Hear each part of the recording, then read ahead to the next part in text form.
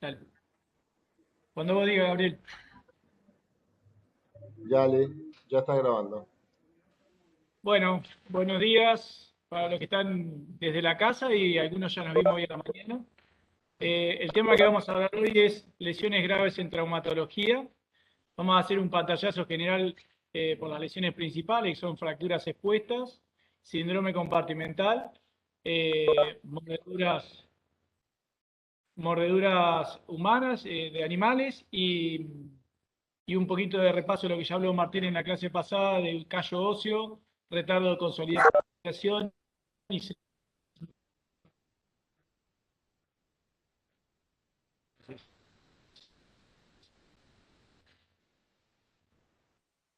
cuando uno habla de fracturas expuestas, lo más habitual es que uno se encuentre que es una exposición, pero muchas veces hay una solución de continuidad en la piel que tiene conexión con el foco de fractura y no vemos el hueso en vivo. Nos damos nosotros, un poco académico, la famosa sangrada, que es sangre con sangre, con grasa, perdón, de la médula ósea. Esto nos permite identificar de que ese sangrado proviene del foco fracturario. La clase de fracturas se divide en tres situaciones, en tres escenarios. Profe, De medicina tenga en cuenta si está en la calle y está en la guardia o está en profe, el quirófano. Sí, te ¿me escucho. escucha? Nosotros no escuchamos Hola. porque se corta todo. Se está entrecortando todo, profe. Sí. Gabriel, ¿cómo hacemos? ¿Eh? A ver, vamos de vuelta. No, vení vos que se macana. No, está bien, pasa que el sonido es leve. A ver si lo acercamos. Por ahí se apaga la cámara. Chicas, ¿se escucha muy bajo o no se escucha directamente? No, se corta todo, todo. Entrecorta. Fíjate por ahí apagar la cámara y por ahí se escucha mejor. En la conexión. Claro. A ver ahí. A ver ahí aquí. O que se apaguen la cámara todos. Apaguen la cámara todos que va a mejorar la conexión. Ahí estamos, ¿mejor? Sí, mejor. Hola, hola. Bien. Bueno, les planteaba la situación de que la diseñé la clase de fracturas expuestas teniendo en cuenta tres escenarios. En el lugar del accidente, en la calle, en el lugar de la emergencia, en el hospital, en el día de mañana ustedes hagan una guardia, o en quirófanos tienen que realizar una toaleta. Cuando uno ingresa, cuando uno va por la calle y se encuentra con un accidente, lo primero que debe evaluar siempre es el escenario. Ustedes como líder de un equipo tienen que ver que estén seguros tanto su compañero, el de la ambulancia, como el enfermero, y de que no haya la posibilidad de un accidente que pueda dañarnos. Posteriormente, lo que hacen, como ya vieron en trauma, es el ABCD, y lo que tienen que hacer sobre el politraumatizado es identificar los desejes en los miembros, buscar focos de movilidad normal, planteando las posibles lesiones osteoarticulares.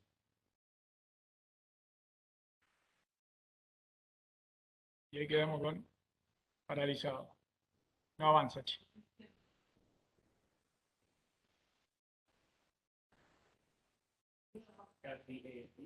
Ahí va.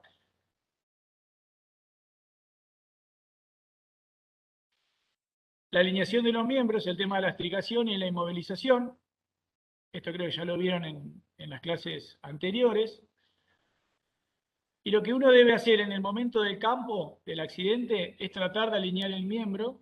Si tiene solución fisiológica, irrigar la herida y cubrirla con un apósito estéril, alinear el miembro, estricar, colocar vías periféricas, si nos da el tiempo para el traslado, y llevarlo al centro de emergencia. Ya en la guardia, nos posicionamos como médicos de guardia, uno tiene que transmitir el de la ambulancia dónde lo encontró, qué características tenía el accidente, el lugar donde estaba, si era un ambiente agrario, si era una alcantarilla o era en un campo de deportes. Esto nos va a servir para determinar el tipo de lesión y la clasificación a seguir. La evaluación de la ALS, uno va a desvestir al paciente y va a tratar de buscar focos de movilidad normal. Siempre se tiene que organizar desde la parte superior, miembros superiores, tronco, pelvis y miembros inferiores. Y como cuando hacíamos en la palpación de abdomen, nunca vamos al lugar donde vemos la exposición, siempre desde la periferia hacia el centro de la lesión. Evaluamos las heridas, palpamos pulsos, vemos el compromiso neurológico y lo que uno debe hacer es un lavado por arrastre con solución fisiológica. Si tiene la posibilidad de algún antiséptico, como puede ser el Pervinox, y lo tenemos que estabilizar con férulas de yeso, con medio yeso. Hoy planteábamos que toda inmovilización tiene que abarcar una articulación por arriba y una por debajo para que le dé estabilidad al foco de fractura. En esa imagen se ve lo que es la irrigación con solución fisiológica, la confección de un yeso, en este caso de una valva posterior de yeso. La colocación de vías periféricas, y acá ante una fractura expuesta está demostrado que lo que más útil es el tratamiento antibiótico precoz. Una vez que una ve la lesión y empieza la irrigación, le dice al enfermero que cargue en una vía periférica el tratamiento antibiótico que tiene que realizar, que ahora lo vamos a chequear, cefalosporina, gentamicina y metronidazol. Si tiene la posibilidad de comenzar el plan antitetánico, lo debe realizar, más un tratamiento del dolor con AINES para que no nos haga un shock por dolor. Sí.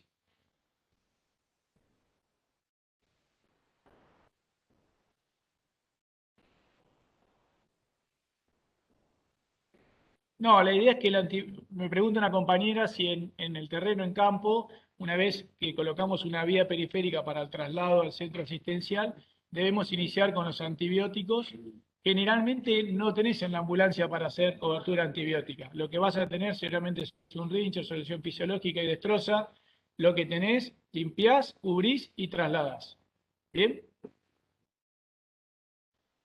El tema de los antibióticos. Dentro del hospital siempre es cefalosporina de primera generación, más aminoglucósidos, y en el caso de que sea una contaminación, por ejemplo, en una alcantarilla o en un medio agrario, le agregamos penicilina o metronidazol. Una vez que el paciente está estable, lo que sería ideal es que los medios complementarios vengan al paciente y no nosotros llevar al paciente a tomografía, rayos y demás. Lo ideal sería que tengamos un portátil para hacer las radiografías que correspondan y si el paciente está estable y amerita una tomografía, realizársela. Siempre que el emergentólogo y el equipo de cirujanos nos den el ok para hacer el traslado del paciente. Es importante siempre acompañar al paciente, no es de buena práctica hacerle la indicación y que lo lleve el camillero todo ensangrentado y con la férula a rayos, no. Tiene que haber un médico acompañando al paciente por si hay algún tipo de complicación. Una vez que ya estamos en el quirófano, es la tercera opción o el tercer escenario que uno plantea. Teniendo en cuenta la clasificación de Gustilo Anderson, sí, te escucho. Sí, te escucho. No están pasando las diapos. Quedó en el manejo de guardia acá.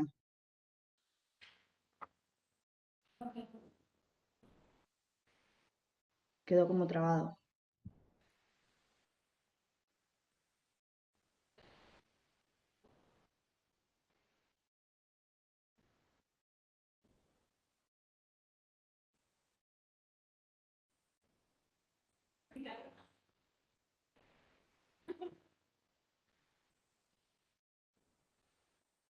Ahí le va pasando, chicos.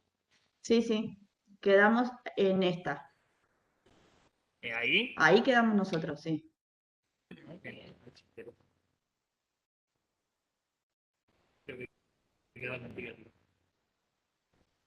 ¿Ya escucharon la parte de antibiótico terapia?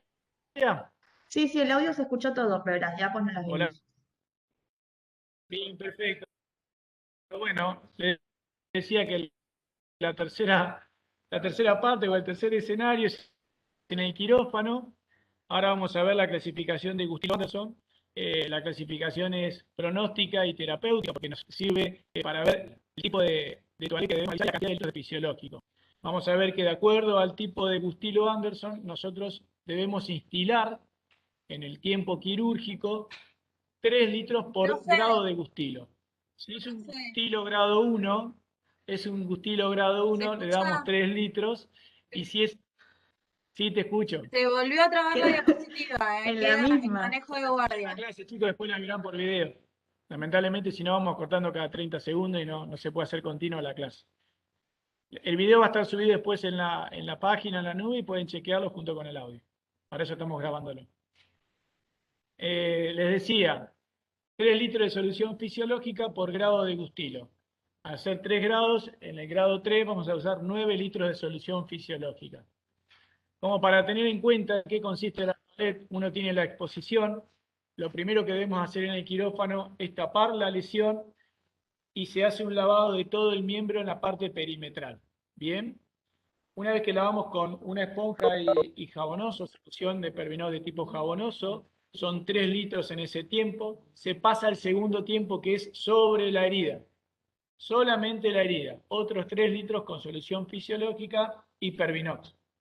Y el tercer tiempo quirúrgico es de la herida hacia afuera. Se lava la herida con Pervinox y se va haciendo en forma excéntrica el lavado. ¿Bien? Uno trata de ser lo más meticuloso posible para hacer el lavado de las heridas para prevenir la complicación que es la osteomielitis. Una vez que hicimos el lavado, pasamos al tiempo quirúrgico en el cual uno debe retirar el tejido desvitalizado, sacar los fragmentos óseos desvitalizados, ¿bien? Hace la fasciotomía, que es una de las posibles complicaciones que puede aparecer en una fractura expuesta, y debe realizar una estabilización, o transitoria o definitiva. Bien, la transitoria es a través de un tutor o una férula de acuerdo al grado de lesión, o puede hacer una osteosíntesis, que en este caso puede ser la colocación de un clavo si la fractura y los tiempos lo permiten. Un poquitito de la clasificación de Gustilo-Anderson, lo van a ver en los trabajos prácticos, pero bueno, vamos a repasarlo acá en la parte teórica. La clasificación tiene en cuenta la extensión de la herida, la energía que produce la fractura, el grado de contaminación, la complejidad del trazo, el compromiso vascular y neurológico y el daño de partes blandas. Y de acuerdo a esto, lo divide en 3 grados, grado 1, 2 y 3. Nosotros hoy a la mañana en el práctico lo simplificamos esto para que sea más didáctico, lo van a ver en la pizarra. Si es un grado 1,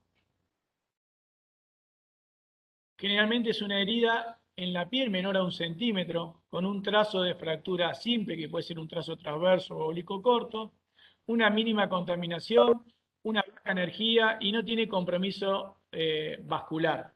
Generalmente estas fracturas se producen por un trauma indirecto, es una fractura que el paciente haciendo una práctica deportiva, hace un mecanismo de rotación, se fractura y el hueso sale de adentro hacia afuera. La noxa no viene desde el exterior hacia el hueso, sino de adentro hacia afuera. En las grado 2 ya hay un compromiso de partes blandas mayor, hay una lesión entre 1 centímetro y 10, la energía es moderada, el grado de contaminación también es moderado, y ya empieza a haber una complejidad en el trazo de fractura. En las grados 3 ya el compromiso de partes blandas es mayor a 10 centímetros, la energía es alta, tiene un grado de contaminación mayor, y ya hay trazos de complejos de fractura, como pueden ser fracturas multifragmentales. La clasificación en el grado 3 se subdivide a su vez en A, B y C, teniendo en cuenta las A, si en el momento de la toilette nos permite el cierre de las heridas, las B, si hay una cobertura, si no nos permite la cobertura, lo que les contaba hoy, y las C ya si hay una lesión neurovascular o tanto nerviosa como vascular que se produjo con el trauma. No está en este slide las de tipo 3D o algunos le llaman tipo 4, que es la amputación traumática. Un dato importante, ¿cómo tenemos que localizar la lesión en este gráfico? Siempre en el de mayor severidad. Un ejemplo, si tenemos una lesión de 1 centímetro, pero está con un grado de contaminación severo, está al lado de una alcantarilla, ya está diciendo que es una lesión de tipo 3 porque la contaminación es mayor, entonces la ubicamos en el score de mayor gravedad. Sí.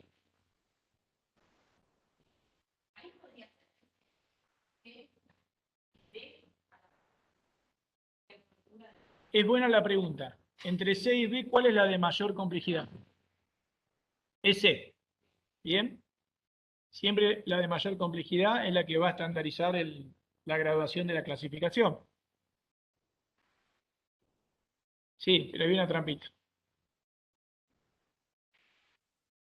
Este slide lo puse, se llama MES, que es un score de severidad del trauma, que muchas veces nos sirve como para tomar una conducta agresiva en la guardia. Es un paciente que, de acuerdo al grado de shock, el tipo de shock, el tiempo de isquemia en que llega el paciente desde el lugar del accidente y la edad, nos va a dar una puntuación. Si es mayor a 7, estaríamos avalados para hacer una amputación en el primer gesto y no hacer múltiples toaletes y complicaciones de infecciones y demás. ¿Bien? Como para saber de que existe este score. ¿Alguna pregunta de fracturas expuestas? Chicos. ¿Los chicos desde la casa? No. Un poquito de síndrome compartimental. Cuando uno habla de síndrome compartimental es el aumento de la presión dentro de un compartimento cerrado. En el organismo tenemos compartimentos osteoarticulares envueltos por una tela que se llama fascia. Cualquier aumento de la presión intersticial, como figura ahí en el dibujito, hace que se colapse los pequeños vasos y hace que aumente la presión. Si uno no toma una conducta agresiva, corre el riesgo de que empiece a haber un daño del tipo vascular, muscular y neurológico irreversible. Por eso nosotros tenemos que identificar y diagnosticar el síndrome compartimental.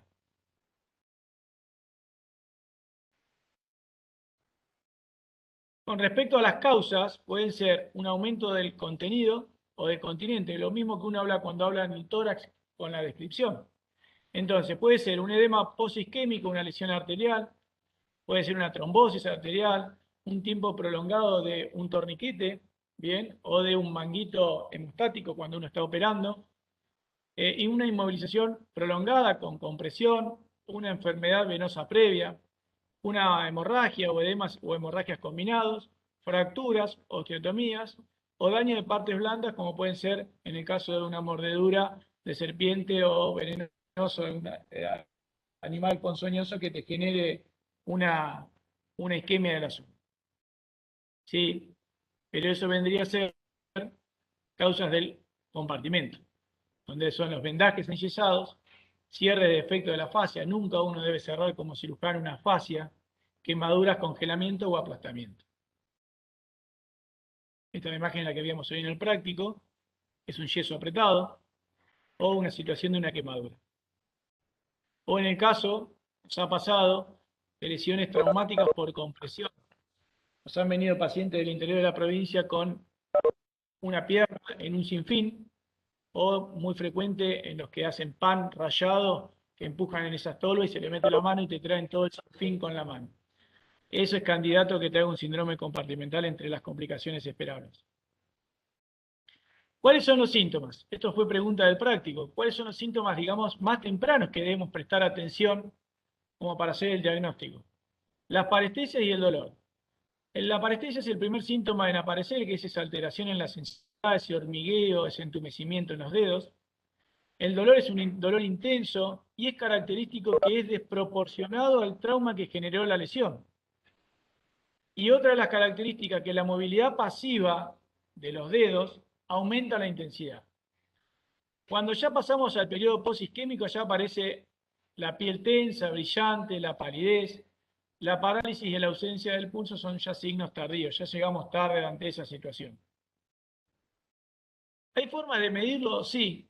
La izquierda arriba es una forma práctica que se puede hacer en el hospital con una jeringa o un tensiómetro y se inyecta solución fisiológica, una aguja inyectada o clavada en el compartimento que sospechamos del síndrome compartimental y se mide la presión. También hay sistemas que se pueden comprar, como es el de la derecha de arriba, pero se tiene que guiar fundamentalmente en la clínica. Y ante la sospecha, descomprimir. Ante la sospecha, operarlo y hacer la fasciotomía. ¿Bien? ¿Por qué? Porque hay un tiempo. Fíjense que el daño empieza a las 2 horas. Ya la lesión muscular y la neuropraxia, la lesión del nervio es a las 4 horas y se transforma en irreversible a partir de las 6 u 8 horas. Entonces tenemos que ser agresivos con el tratamiento. La técnica es la fasciotomía. En cada uno de los compartimentos hay fascias que uno debe liberar. Y también sabe, por la estadística, cuáles son los compartimentos que más frecuentemente hacen síndromes compartimentales. En el antebrazo es el anterior y en la pierna también es el compartimento anterior. ¿Preguntas con respecto al anterior? Ante la duda, ante los síntomas, se deriva y ante la duda se hace la apertura de la fasciotomía.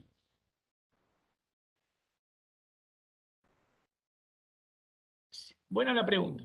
Hoy me le preguntaron en el práctico. Si tiene una fractura asociada, tenés que darle estabilidad con un tutor externo. Si uno abre la fascia y no te permite cerrar como se ve ahí en la izquierda o a la derecha, se le hacen puntos capitonados. ¿Bien? Algunos los hacen con precintos. Entonces, a medida que se va desinflamando el compartimento y disminuyendo el edema, se va cerrando con el precinto o lo metes a quirófano y lo va cerrando progresivamente. El músculo se debe cubrir con una gasita furacinada. ¿Vamos? Sí. Sí. No.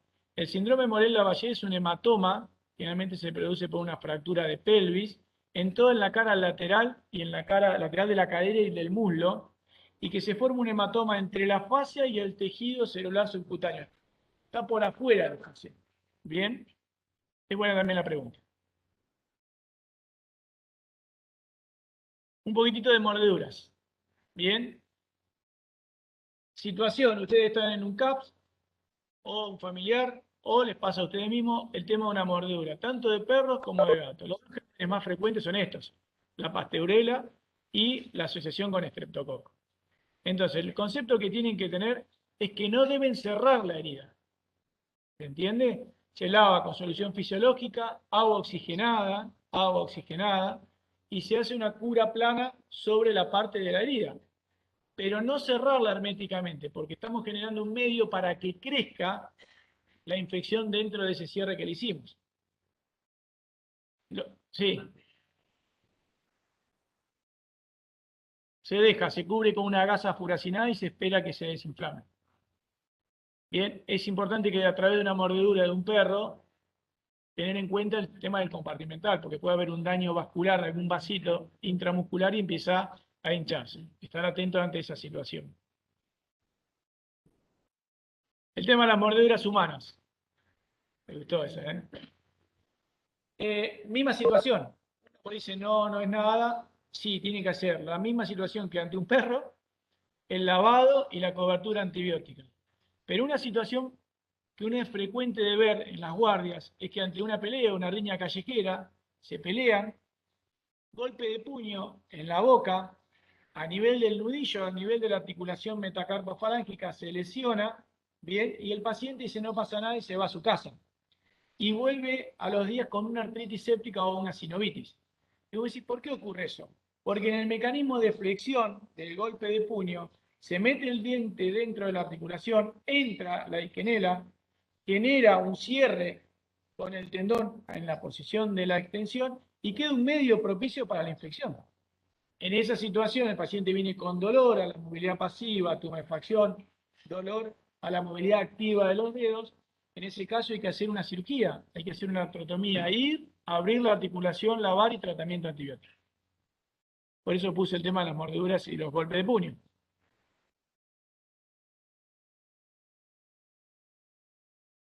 El tema de la cobertura antibiótica.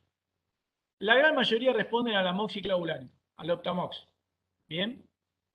Niños lo mismo, y en el caso de otras alternativas o alérgicos, la doxiciclina, la clindamicina, andan bien también para esto. El tema es el tiempo. Yo tengo una mordedura de perro. ¿Cuántos días le doy de antibiótico?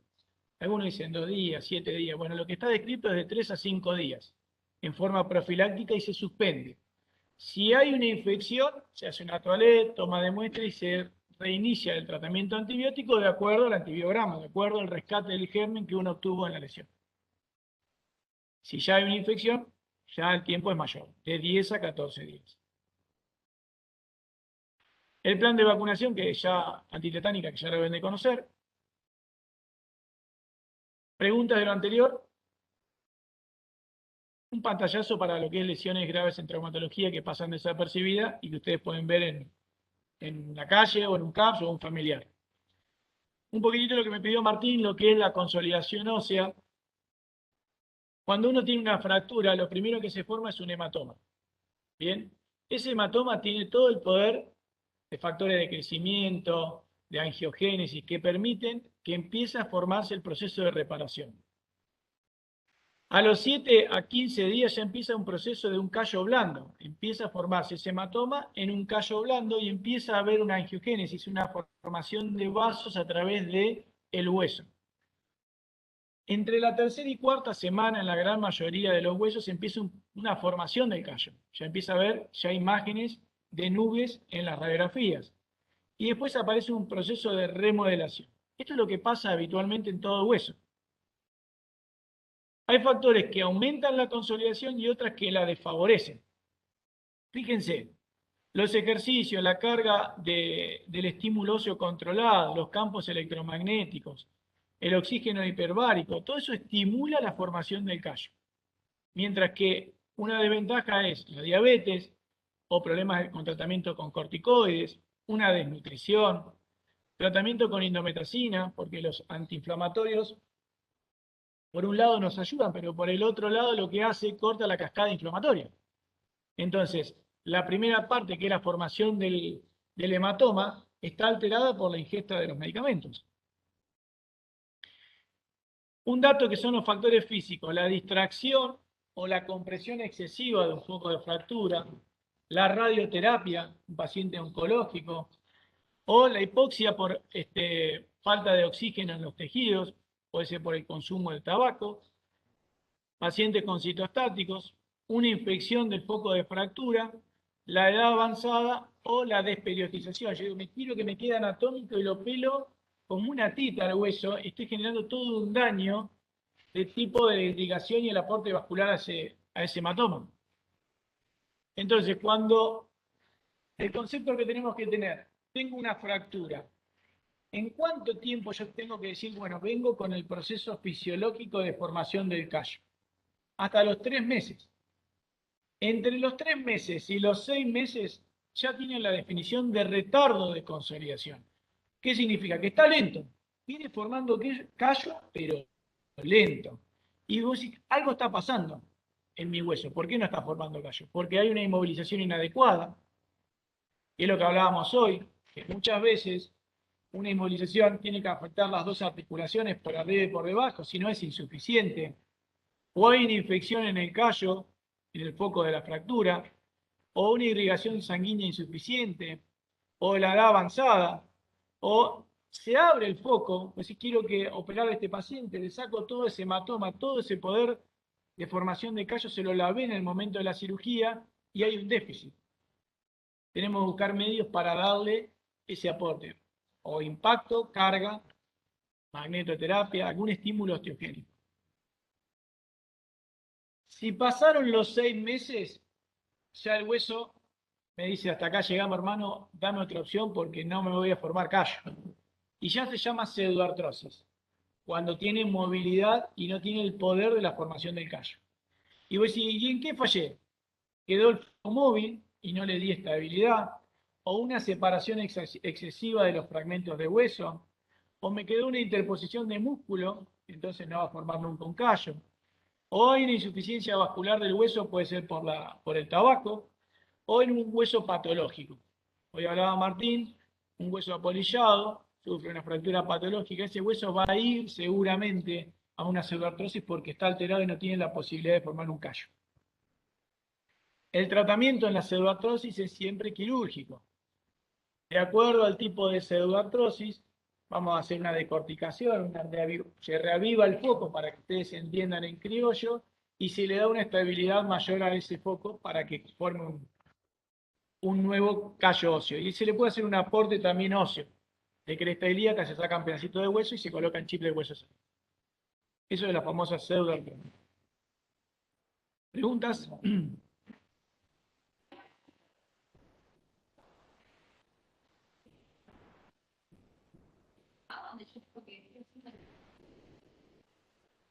Sí, depende del tipo de hueso y depende del daño de partes blandas.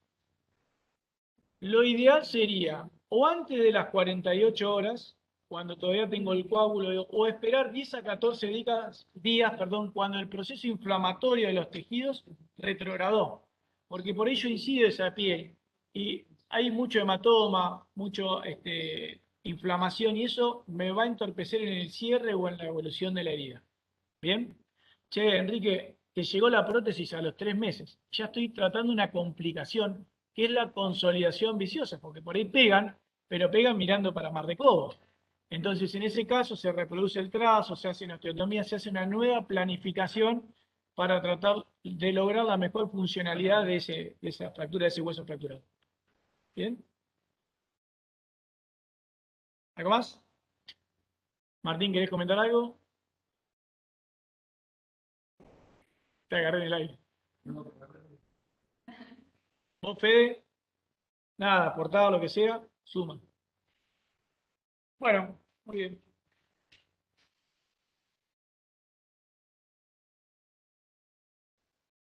Y eso es todo lo que tengo que decir sobre el...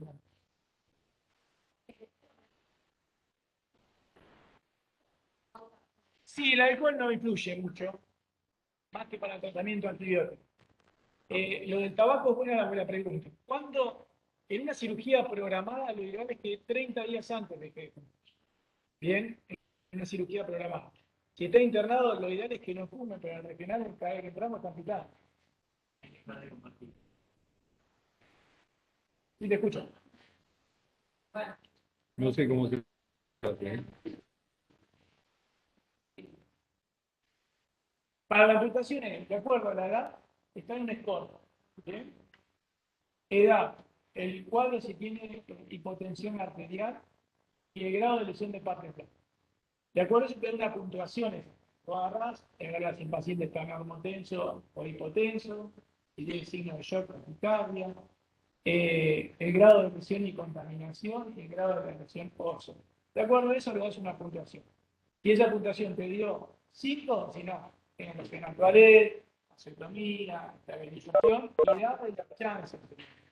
¿Bien? Esto siempre es en adultos. En chicos, siempre conservar el miembro. Siempre. ¿Bien? Es distinto en adultos.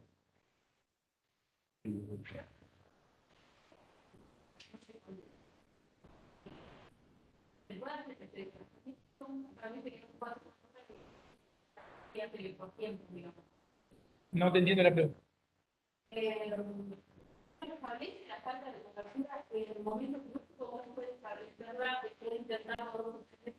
No, en el momento de la toilette. Vos haces la toilette, sacás el tejido desvitalizado, evaluás la característica del músculo e intentás el cierre. Muchas veces no te da, entonces haces, se llama flap o vuelo, o haces colgajo de rotación para que te cierre. ¿Bien? Tratás, planificás, no te da, te quedó abierto, te pones una gasa furacinada, llamada cirugía plástica para que ellos planifiquen un colgajo vascularizado o un colgajo de rotación que uno desconoce en ese momento para hacer, porque nos puede pasar. Yo digo, planifico esto, viene el plástico y me dice, no, Enrique, no hagas esto, hace esto que tiene mejor respuesta. Eso es un trabajo en equipo. Tal cual. Muchas veces lo que se empieza a resolver el primer tiempo, que es la urgencia, es todo lo que estábamos hablando hasta ahora, la cobertura definitiva o el mejorarle las chances para que termine de cerrar, puede ser en un segundo y en un tercer tiempo y en un injerto y en un injerto de piel. Muchas veces se hace una cobertura con un colgajo muscular y que después hay que agregarle piel en un tercer tiempo. O sea, es bastante más complejo de lo que parece inicialmente. Lo que pasa que... Exacto. Ni hueso, ni nervio, ni arteria. Tiene que estar cubierto con... Todos los elementos nobles tienen que quedar cubiertos.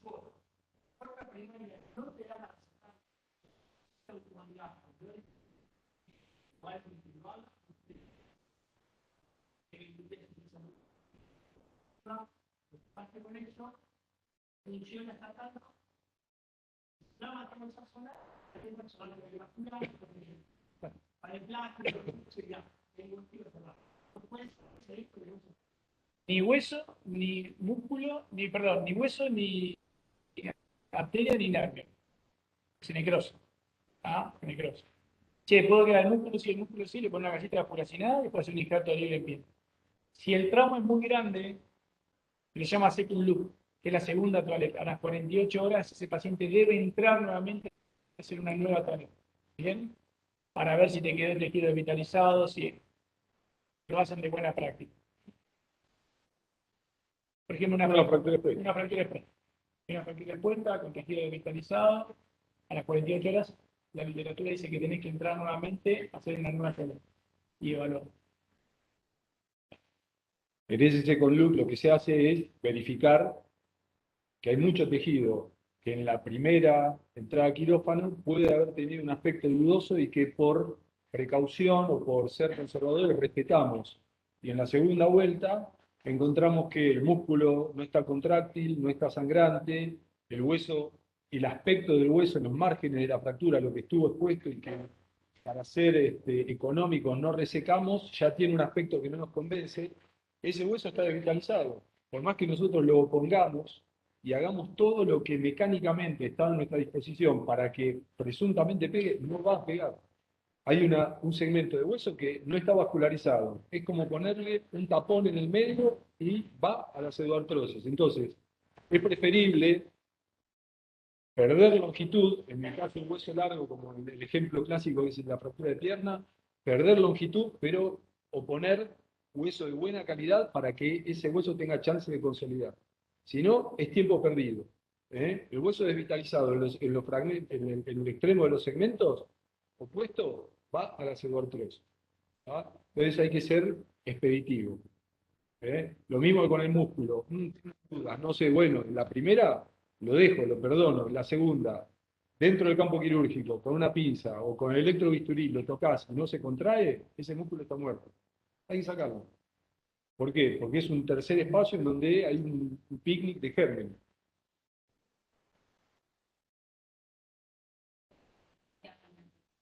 Con la pseudoartrosis. Después viene otro capítulo de traumatología, poco deseable para cualquier traumatólogo, Ya, porque es un tema largo. es un desafío. Vamos a lo que estamos haciendo nosotros ahora es la técnica de mausoleo. ¿Ustedes la están haciendo ya? Sí. Tengo un paciente que tuvo una fractura expuesta de pierna. ¿Bien? Toilet, infectó, toilet, se infectó. Bien, controlate la infección que tiene un defecto óseo. O muchas veces sigue con la infección activa. Entonces, en ese caso no es más radical. Radical en cuanto a la agresividad de la toaleta. Saca hueso, hasta hueso sano, hasta hueso sano, saca todo el tejido desvitalizado, y esa brecha, que puede ser 10, 12, hasta 15 centímetros que te falte de hueso, se hace un espaciador con cemento.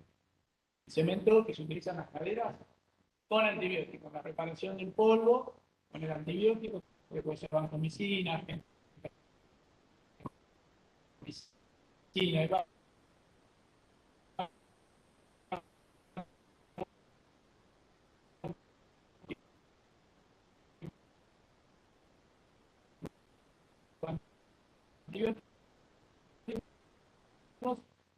se colocan eso,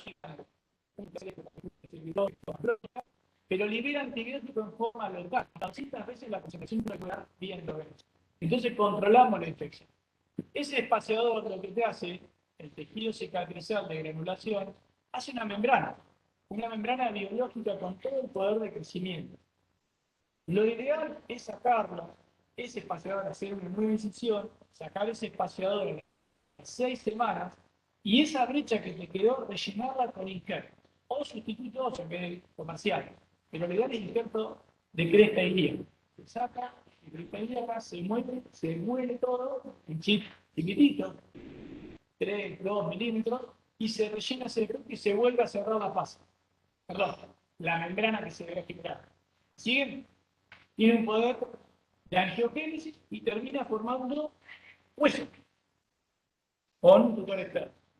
Siempre está escuchando. Se llama la técnica de máscara.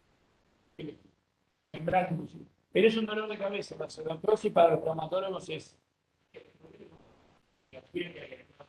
Un montón, sí. Sí, hay un montón. O sea, de la historia de la ortopedia, la pseudoartrosis, como le decía al principio, es un desafío.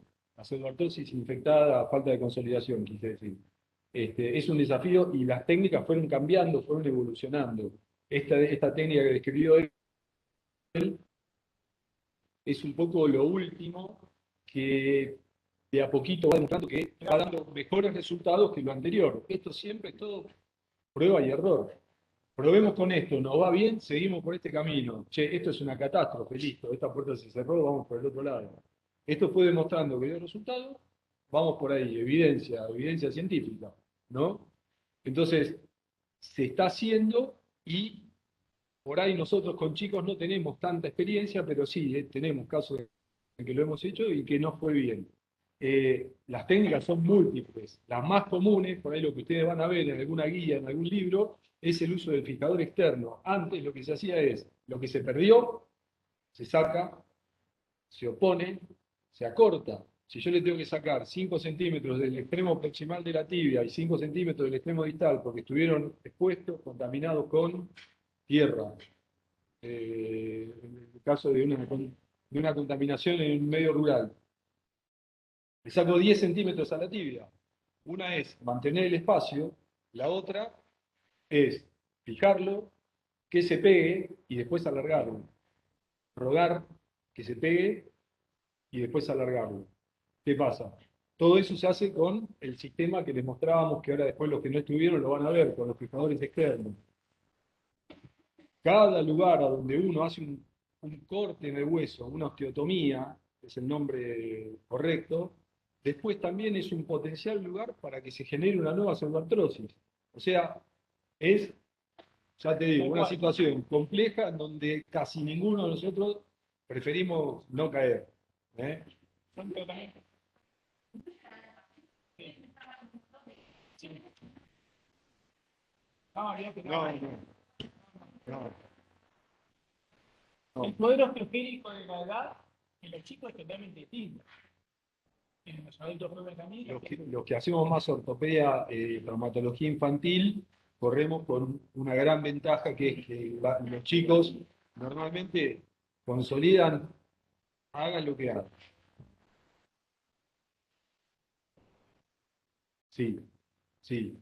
Lo que pasa es que por ahí no se dan con tanta frecuencia como en el adulto, la resolución es mucho más benévola, vamos a decir, sin llegar a caer en tantas intervenciones, pero sí hay. Lo que pasa es que también hay casos puntuales en donde, bueno, son casos muy complejos, pero que llevan al mismo procedimiento.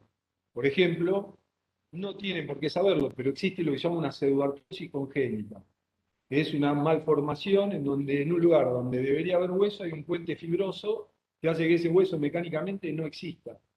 La solución es hacer algo parecido a lo que hablaban antes. Pero lo que es la pseudoartrosis a causa de una fractura expuesta, pérdida de sustancia ósea en los niños, es bastante más sencillo, porque la biología juega a nuestro favor. Los pies, hagan lo que hagan, van a terminar pegando, hablando en criollo. Muchas veces cuando no te da, si te ves copado, decís, ¿a qué recepción? Trato de puntar algo que no te da. ¿Pero por qué no te da por el hueso? No, todas las partes blandas. No haces un acordeón. Haces un tutor, no le pones nada, pero haces un transporte óseo. ¿Qué significa? De la parte más arriba, metafisaria, rompes la cortica y dejas toda la parte esponjosa indente con un tutor. A partir de los 7 días empezás a hacer una tracción. ¿Sí? ¿Qué haces? Lo empezás a distraer al tutor 1 milímetro por día. Y empieza a correrse el hueso 1 milímetro por día. Eso está formando una nube de hueso que se va desplazando y se va corticalizando con el tiempo y vos vas ganando 1 milímetro por día. Hasta que llega un momento que haces hueso con hueso en la parte vital. ¿Me siguen lo que digo? Y después tratar de hacerlo. Capaz que 1 año, año y medio sin transporte. No tienen tanto.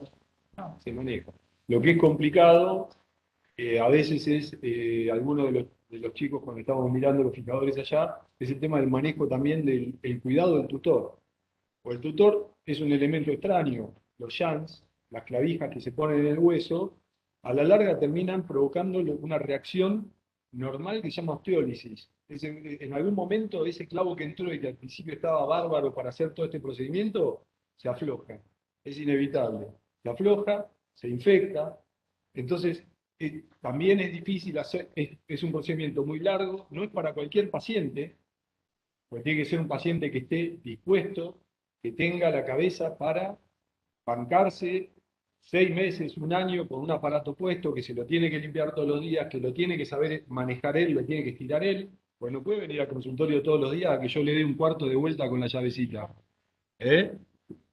Y tiene que estar dispuesto a que en algún momento, cuando él cree que está todo fenómeno, le saquemos una radiografía y le digamos, che, vos sabés que no está pegando.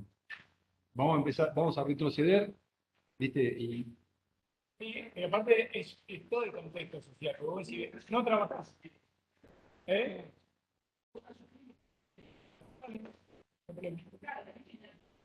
No. Pero no les sé. cuento un caso. Yo cuando estaba en La Plata, en Berizo, 2 hermanos. Jugaba a la Villa San Carlos, que es el equipo de fútbol de allá. 2 hermanos, accidente, se comen un camión. ¿Bien? Uno de los hermanos, amputación traumática, y el otro no. Unión, esto y lo otro, y el hermano, no. Actuales, tutor, todo lo que estamos hablando anteriormente. A los 8 o 9 meses viene y dice, mira, quiero que me toque la pierna. ¿Por qué? Y mirá, mi hermano, yo con la muleta no puedo pelear. Y mi hermano ya está equipado, está trabajando, y pelea, me dice. Y yo no puedo pelear, con la muleta me queda bien. Entonces, muchas veces el mismo paciente viene y se está acá y claro, pero también es bien preparado para que un año y medio, 6 por eso está acá. Es una batalla muy larga. Es variable, lo que sea Martín. Hace 10, anda bien 8 y capaz que hace 10, andan bien 1. Pasa que eso igual es un mejor porque es un caso interno. Bueno, Y también, ah,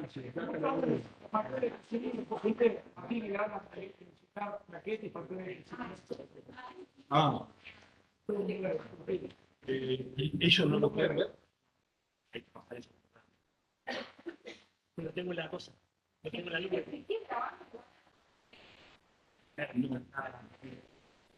mira dónde como, No tengo la pantalla, tengo dos. ¿Grabando? ¿Dejo de ser grabando?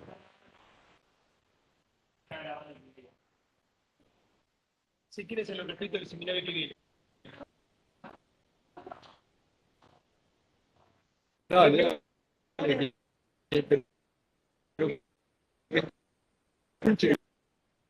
sí, mejor que si están Lo que le voy a poner que entonces estamos sobre trabajo médico. ¿Sí?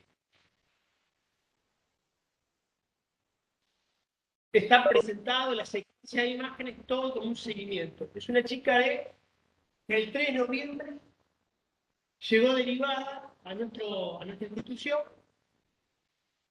20 años de edad, paciente femenino, con una fractura expuesta de tibia, peroné, donde ya había sido hecho lo que se llama la primer toilette o el primer tiempo quirúrgico, la cual se le hace toda la curación de vida de esa lesión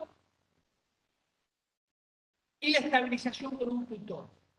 ¿De acuerdo? Tienen que se dar cuenta que del quirófano no solamente traten de que el paciente vaya con el hueso tapado, que era su modo para entenderse, sino que también la fractura se tiene que ir estabilizada, inmovilizada, con lo que tengan. Una febrita, una torsión esquelética, o en este caso, si cuentan con un tutor, se le coloca un tutor. La estabilización tiene mucho menos factores de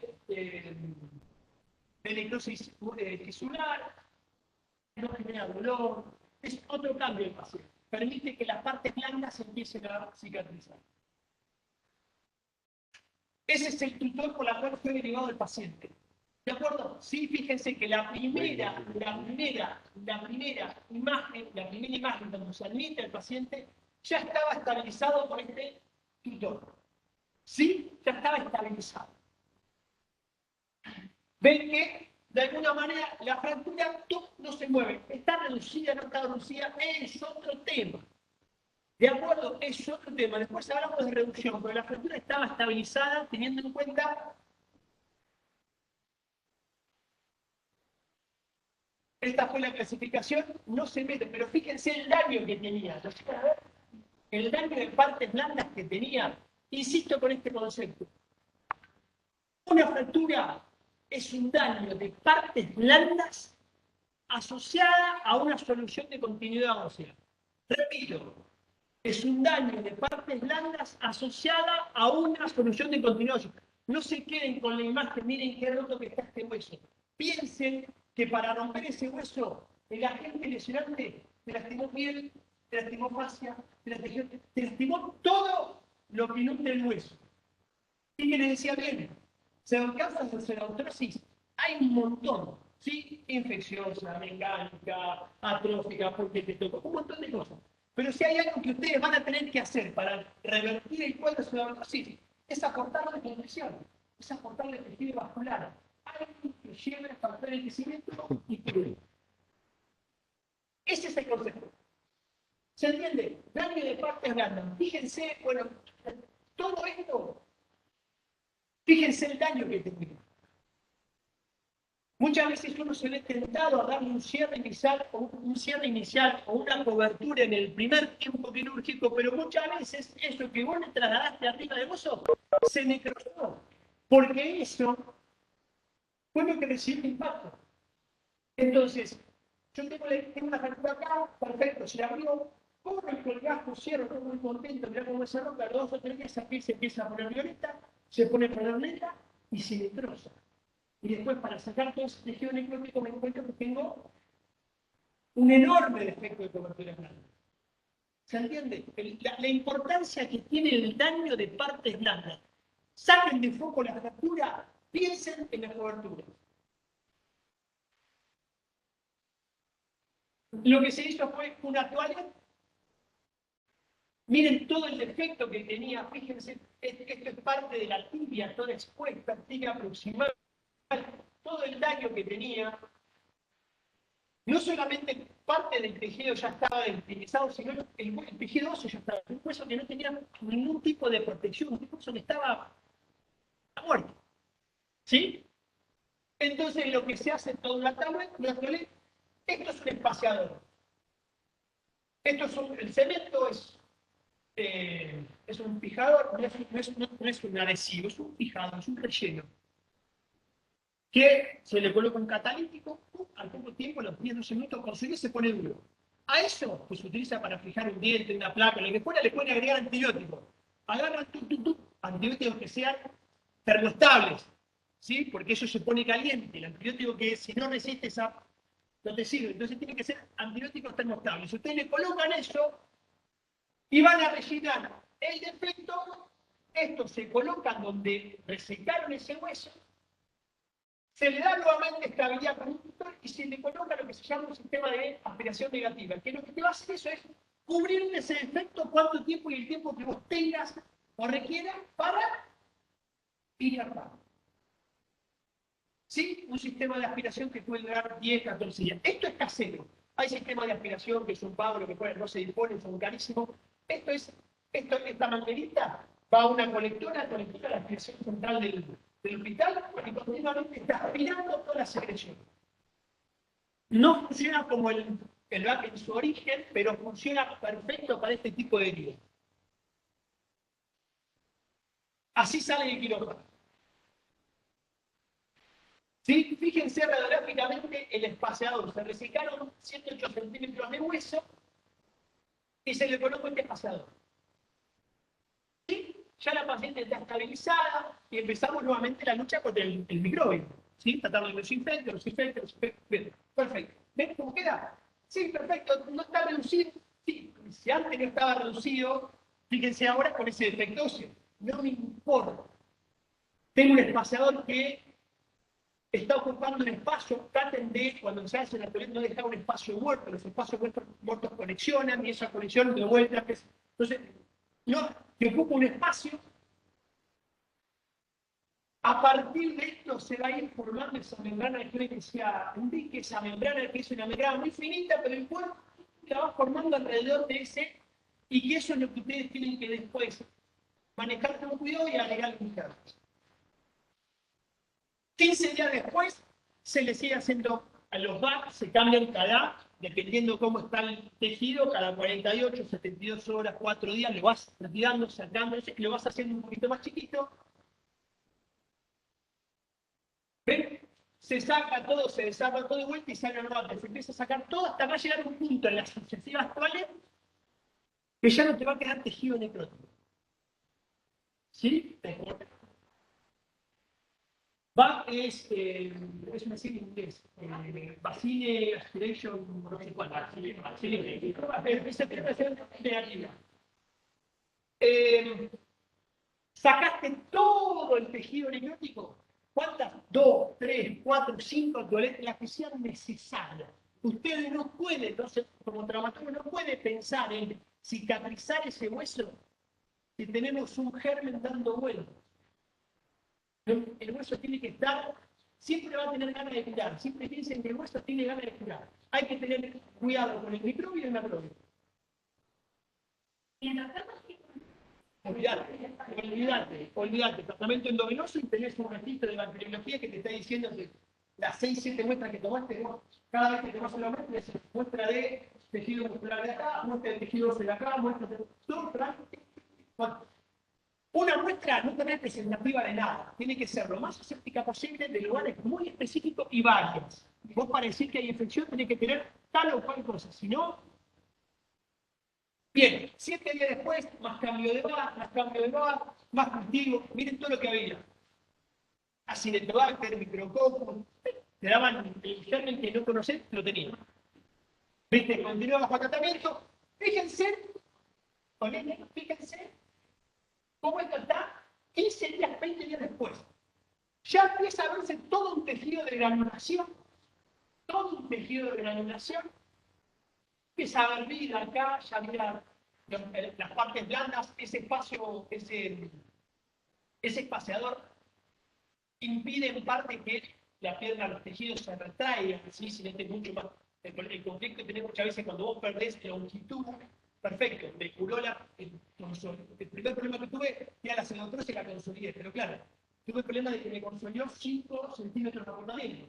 5 centímetros de acortamiento fisiológicamente es otro problema. O sea, una de las cosas que tiene los espaciadores que a vos te permiten manejar la longitud de ese miembro comprometido. 1 centímetro más, 1 centímetro menos.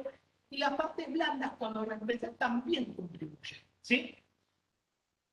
Espaciador, todo el tejido ahí. También tenía toda una necrosis en el dorso del pie esta paciente. ¿Sí? ¿Qué es lo que se hace? A las 3 semanas del ingreso se plantea retirar todo. Sacamos espaciador, sacamos todo. Ya la infección está controlada. Ahora ya empezamos hay que empezar a ver cómo lo vamos a curar esto, porque en primera instancia controlamos el proceso infeccioso, ya no tiene más restos necróticos. Ahora sí tenemos que empezar en cómo vamos a hacer hueso en ese defecto. ¿Entiendes? Entonces planteamos sacar el tutor externo que tenía, hacer un nuevo espaciador, un colgajo miocutáneo de rotación, o sea, vino al plástico y dice, mira, yo estoy a tapar todo ese defecto llevando un gemelo de acá atrás, me prendo de abajo, lo doy vuelta, te tapo ese defecto, un poco de piel para tapar ese tejido muscular y vamos. Perfecto. Y obviamente no se olviden que cada cultivo, cada muestra que van a ir haciendo ustedes, se van a ir tomando muestra de la biología, porque los gérmenes pueden cambiar. ¿Sí? Decime.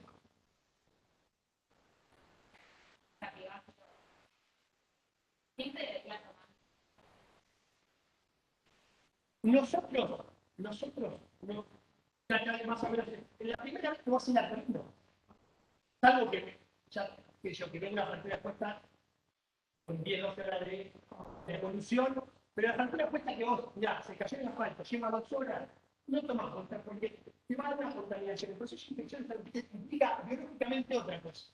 que llegue el germen, que se establezca, que empiece a reproducirse. Ya a partir de la segunda actual, y ya tenés que empezar a tomar muestras porque ahí te va mandando. Pero la primera, no porque te puede llevar a la conclusión. Necesito también con esto. ¿Cuándo definís infección? O sea, el criterio de infección es cuando vos tenés un germen. Perfecto. ¿Cuántas muestras tengo que tener para tener un germen? ¿Qué germen tengo que tener? ¿Cuántas muestras le tiene que dar positivo? Una lectura. Bueno, ¿qué es lo que se hace? Se saca ese tutor, se coloca un clavo por dentro del hueso, ¿sí? Se coloca un clavo, lástima que no se le vuelve. Ese clavo dentro del hueso, el defecto que faltaba se vuelve a hacer otro bloque de cemento para ocupar ese espacio, y viene el plástico y te coloca ese colgajo rotacional y te pone un poquitito de piel acá. Te saca piel de acá y le pone. ¿De acuerdo? 3 semanas después del ingreso. Así queda. El clavo, que me fija la fractura, me da bien la fractura, el espaciador de cemento, ¿sí? Que me está ocupando el espacio. Tengan en cuenta que ir a tirarle hueso a una fractura que yo la estoy tratando con criterio de infección, estoy mezclando cosas. Una fractura que esté infectada, raras veces, no digo nunca, pero raras veces te va a curar. ¿Se entiende? Si hay infección, tratar la infección y después tratar la fractura. ¿Puede haber condiciones que se pueden dar en forma simultánea? ¿Tratar la infección y tratar de...? Sí. Pero en este caso particular, nuestro objetivo era no hay futuro si la infección está. Entonces tenemos que controlar la infección. Volvemos a colocar ese espaciador. Lo colocamos. Al medio ingreso se va de alta la paciente. Con esa. ¿Cómo? Sí, el permiso. Después el pagamento. 30% de la cena. Pero el problema es importante en todo esto. Después, ¿viste? Exactamente. Bueno, la paciente se va así. La pierna es así. ¿Ves? El colgajo pega toda la vuelta acá, todo. No hay hueso expuesto, está todo perfecto, cobertura de partes blandas. Con el clavo, a diferencia del tutor, porque el clavo va bien en el eje de carga de la tibia, la chica se puede... También. Ellos me están escuchando. Para un cachito, Fede. Vamos a cerrar la reunión, así los que quedaron colgados, que están con el audio nada más, ya quedan liberados.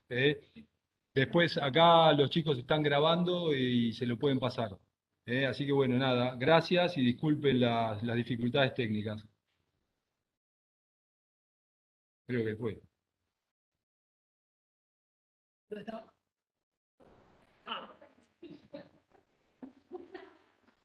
Entiendan que cuando Enrique decía que la superdosis es un conflicto, la relación médico-paciente tiene que ser muy clara.